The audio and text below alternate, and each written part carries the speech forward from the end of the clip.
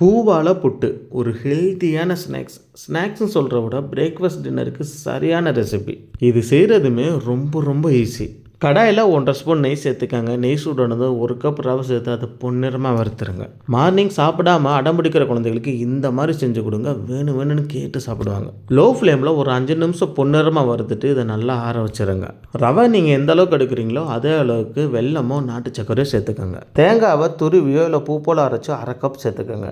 சின்ன வாழைப்பழமாக இருந்தால் 4 சேர்த்துக்குங்க. பெரிய வாழைப்பழமாக இருந்தால் 2 3 சேர்த்து நல்லா பிசைஞ்சிருங்க. உங்களுக்கு பிடிச்ச எந்த வாழைப்பழம்னாலும் சேர்த்துக்கலாம். தண்ணி எதுவும் சேர்த்துடக்கூடாது. வாழைப்பழமும் தேங்காய் பழம் இருக்கிற ஈரப்பதமே போதுமானது. புதுசாக வீடியோ பார்க்குறவங்களும் இது வரைக்கும் சப்ஸ்கிரைப் பண்ணாதவங்க நம்ம சேனலை சப்ஸ்கிரைப் பண்ணிட்டு பாருங்கள். வாழை இலையை கட் பண்ணி வச்சுக்கோங்க. பெரிய ஸ்பூனில் 1 ஸ்பூன் வச்சு அதை நல்லா மடிச்சிருங்க.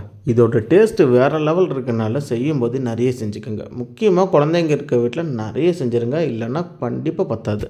நம்ம சேனலில் குழந்தைகளுக்கான ஹெல்த்தி ஃபுட்டு, ஹெல்த்தி ஸ்நாக்ஸ் நிறைய வீடியோ அப்லோட் பண்ணியிருக்கோம். இந்த வீடியோ பார்த்துட்டு அதையும் செக் பண்ணிடுங்க. இட்லி எப்படி வேக வைப்பீங்களோ சேம் அதே மெத்தட் தான். கீழே தண்ணி ஊற்றிட்டு மேலே மடித்து வச்சதை ஒவ்வொன்றா எடுத்து வச்சுருங்க.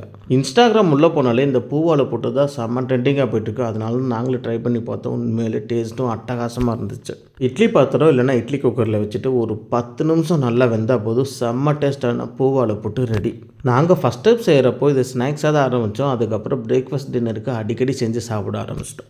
இது மஸ்ட் ட்ரை தான் சொல்லுவேன். கண்டிப்பாக நீங்கள் ட்ரை பண்ணி பாருங்கள். இந்த வீடியோவை உங்கள் ஃப்ரெண்ட்ஸ் அண்ட் ஃபேமிலிக்கும் ஷேர் பண்ணிடுங்க. டெய்லி என்ன குழம்பு வைக்கலாம், என்ன வெரைட்டி ரைஸ் செய்யலன்னு நிறைய வீடியோ அப்லோட் பண்ணியிருக்கோம். பெண்கள் மறக்காமல் செக் பண்ணிடுங்க.